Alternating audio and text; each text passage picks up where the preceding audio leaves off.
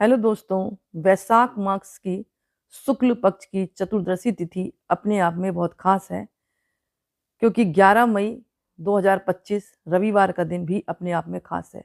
इसका कारण ये है कि इस दिन जो है भगवान विष्णु का जो नरसिंह अवतार मतलब हुआ था, यानी कुल मिलाकर नरसिंह अवतार इन्होंने लिया था, जिसकी जयंती मनाई जा रही है। तो सर्वप्रथम तो भगवान नरसिंह अवतार के जन्म उत्सव की बहुत बहुत शुभकामनाएं, बधाई।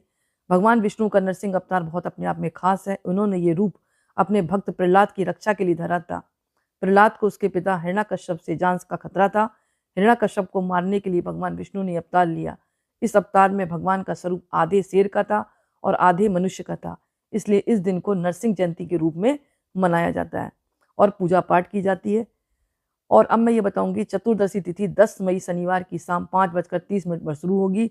यह 11 मई रविवार की रात 8:02 तक रहेगी। भगवान नरसिंह का अवतार शाम को हुआ था, इसलिए ये पर्व 11 मई रविवार को मनाया जाएगा। और इस दिन शाम को 4:21 से 7:03 तक पूजा का समय है। भक्तों को पूजा के लिए 2 घंटे 42 मिनट मिलेंगे। इसके अलावा जिसके घर में सुबह पूजा होती है वह सुबह भी कर सकते हैं।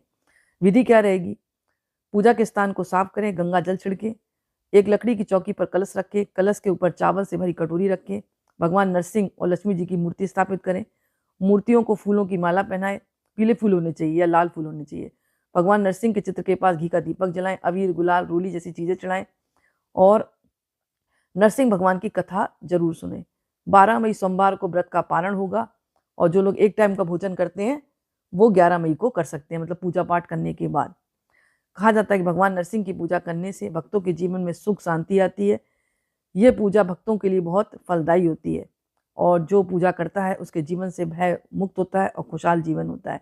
तो नरसिंह जयंती मनाई जाएगी। भगवान का नरसिंह अवतार हुआ था इस दिन। 11 मई को आप जो है भगवान नरसिंह भगवान की पूजा जरूर करें और कथा जरूर सुने। कथा का विशेष महत्व होता है।